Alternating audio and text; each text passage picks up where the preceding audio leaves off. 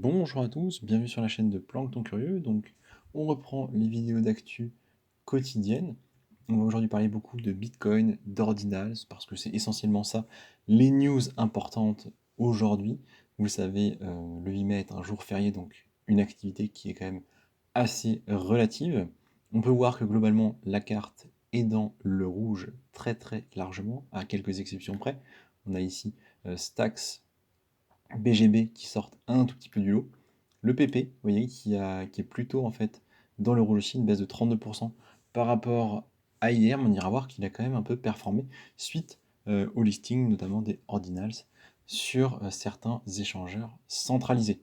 On ira voir du coup quelques valeurs à la fin de la vidéo parce qu'évidemment on commence à arriver sur certaines zones d'intérêt. Je vous ai parlé du cake il y a 2 jours et on a déjà atteint mes zones d'intérêt, mais c'est tellement rapide que je pense attendre. Bref, je commence tout de suite du coup avec les informations concernant Bitcoin. Et vous voyez ici Binance, on a en réalité 2 articles concernant Binance.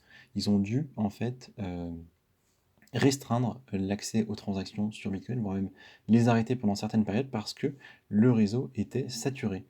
Comment ça se fait? Pourquoi est-ce que le réseau s'est saturé? Est-ce que c'est un problème lié à Binance? Eh bien, il me semble que non.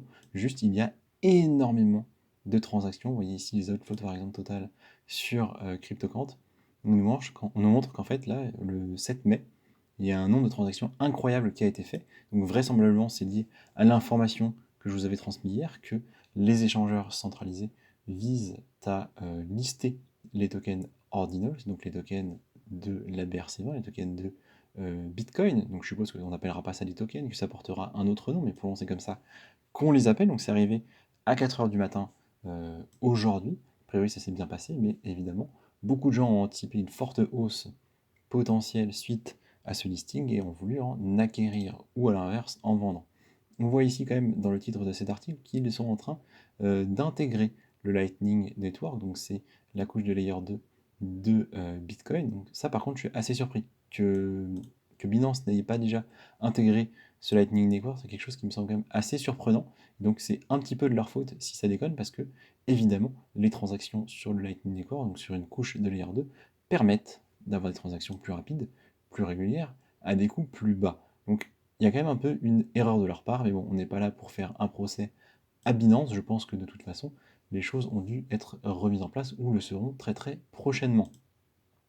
Évidemment, la cause et la conséquence du coup de tout ça, c'est la cause, c'est bien évidemment les transactions ordinales, c'est tout ce qui touche à Bitcoin. La conséquence, c'est une hausse des frais et donc une hausse des récompenses très très importante pour les mineurs. Là, ceux qui se régalent le plus, c'est pas juste ceux qui ont acheté des ordinals il y a un mois, c'est aussi ceux qui minent du Bitcoin. Et vous pouvez le voir ici, en fait, on a sur un certain nombre de blocs, 5 ici, des frais qui ont dépassé les récompenses de Bitcoin. Parce que la récompense de Bitcoin par bloc, elle est fixe, c'est 6,25 BTC, vous le voyez ici. Et on a des frais qui, sur les 5 blocs que vous voyez ici, ont dépassé en fait ces 6,25 et ont permis de générer tout simplement, vous le voyez ici, 6,7 BTC, 6,5, etc., etc. Donc, c'est juste fou. C'est quelque chose qui est arrivé très très rarement. La dernière fois, c'était en 2017 et la fois d'avant, c'était en 2011. Donc, ça prouve qu'il y a une vraie congestion du réseau. Et alors, par contre, c'est très très bon pour les mineurs. On apprend ici aussi sur The Block que, du coup, la capitalisation des tokens BRC20, donc pour on s'accorde pour dire que ce sont des tokens, a dépassé les 900 millions. J'ai même vu des tweets disant qu'on était allé plus haut. Cela dit, ça a peut-être baissé parce que depuis le pic, les tokens, enfin la valeur de ces tokens a un peu baissé. Donc je suppose que la capitalisation euh, va baisser également. On va aller voir tout ça un peu plus précisément. On a ici en fait le site brc-20.io qui les répertorie. Et en plus, on peut voir leur graphique, donc c'est quand même assez intéressant. On va regarder essentiellement ici Ordi et PP. Je vous ai parlé de Wojak, qu'on ira voir plus tard également, mais qui n'est pas catégorisé euh, pour le moment ici en tout cas. Donc Ordi c'est le premier tout simplement, donc je pense que ce token aura toujours un peu une certaine valeur parce que c'est le premier émis sur la blockchain Bitcoin. Donc prix actuel 18 dollars.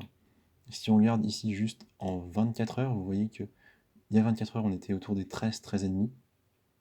À la TH ici, donc probablement dans la fin de journée d'aujourd'hui, je pense il y a à peu près 4-5 heures, on était à 30 $, donc on a fait plus que x2, entre x2 et x3. Et là, on est en train de redescendre aujourd'hui, au moment où je fais la vidéo, à 18,5. Donc il y a eu un gros engouement, un gros enthousiasme, une grosse hype, un FOMO, je pense, surtout ici. Et ensuite, une correction. Est-ce que ça va continuer? Dur à dire. Vous voyez que ça vient quand même de très bas. Alors on n'a pas ici, déjà on ne voit pas très bien, et en plus on n'a pas d'outils pour vraiment mesurer la hausse. Vous voyez, on parle de chiffres qui sont autour de 0,1 le 18 avril, 0,1 $, et actuellement on est autour plutôt de 18 voire 20. Donc je vous laisse faire le calcul. On a pris quand même beaucoup. On parle de 1 fois 20, quoi. Excusez-moi, on parle d'un fois 200. Donc est-ce que on va vraiment faire beaucoup plus que ça? Honnêtement, dur à dire. Honnêtement, j'en sais rien. Peut-être que oui, peut-être que non. À titre personnel, ça, j'en achèterai pas de l'ordi, mais évidemment, à suivre. Au niveau de PP, donc la grenouille qu'on suit aussi depuis quelques temps, lui, ATH, il l'a eu plus. Mais il l'a eu aujourd'hui aussi, en fait. C'est juste que on a l'impression qu'il y a plus de place ici. Donc il est monté jusqu'à 3 $. Donc vous voyez que ça a presque divisé par deux depuis les plus hauts déjà, parce qu'on est à 1,73. Cela dit, hier, quand on a parlé du potential listing, on était à 0,7. Donc c'est une dinguerie en fait, hein. Il a fait x4. Il a fait x4. Si vous en aviez acheté là, vous l'auriez dit là. C'était un x4. Alors le créneau n'était pas forcément énorme, et je ne sais pas s'il y avait beaucoup de liquidité. Mais même maintenant, on est toujours en x2 par rapport à hier. Donc, et bah c'était pas un mauvais move d'acheter du PP hier. Voilà, j'ai envie de dire my bad, hein, mais ça me paraissait vraiment trop risqué au vu de la structure du token. Donc oui, ça a recorrigé, mais c'est allé extrêmement haut. Écoutez, c'est intéressant.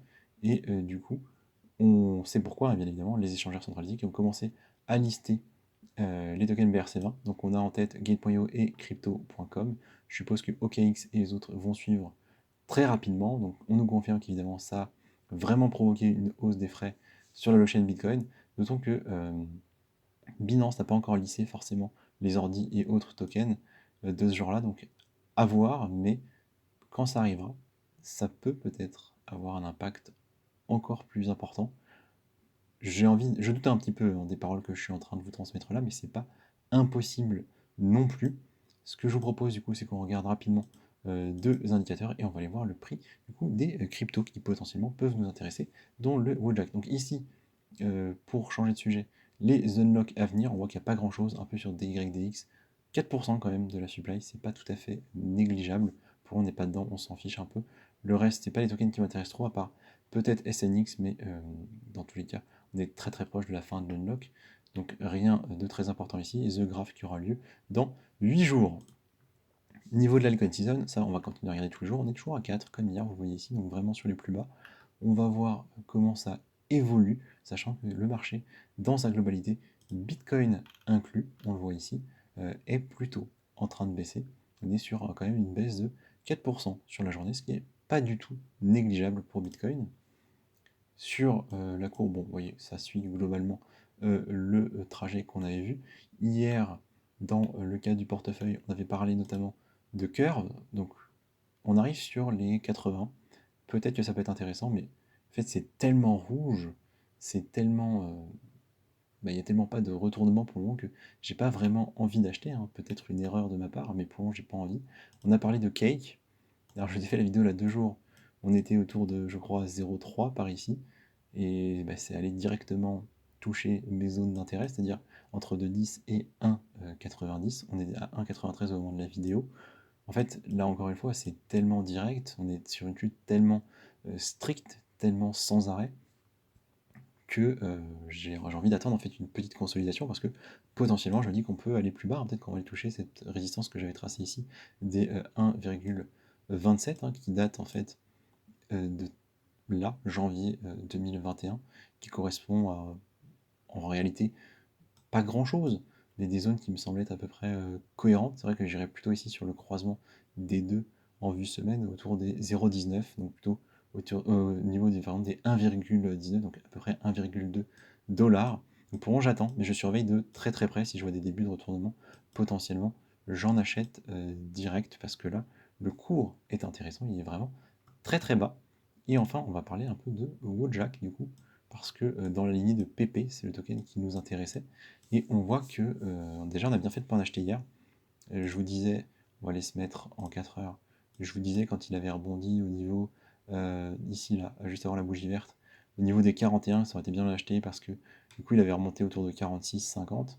Alors bien évidemment je compte pas les zéros hein, pour l'explication, sinon c'est un peu compliqué à lire. Et au final il a complètement chuté. Lui il n'a pas du tout bénéficié de la hausse des tokens Memcoin et Ordinals, enfin des Ordinals qui ont fait pump certains Memcoin comme PP. Là, ça n'a pas du tout suivi cette structure-là. Et j'ai l'impression qu'on va aller plus bas. Donc, écoutez, peut-être qu'on en achètera, mais on va attendre. Donc là, je vois effectivement une résistance, on pourrait presque la tracer ensemble ici. Sur les, donc là, on est en 4 heures sur les hauts de bougies de cette zone-là. Mais j'aime pas trop faire des analyses sur quelque chose d'une time frame aussi petite, ça fait vraiment très très court-termiste. Alors là, c'est vrai que ça correspond un peu. On va voir s'il rebondit en fait sur cette zone-là ou pas. Je vais mettre une petite droite, un petit rayon plutôt, pour voir en fait comment il va se comporter dans les prochains jours sur cette zone. Donc voilà, c'est tout ce que je voulais vous dire aujourd'hui, c'est tout ce que je voulais vous partager. On se voit demain pour plus d'informations et peut-être des achats à venir si on voit des structures, des consolidations intéressantes.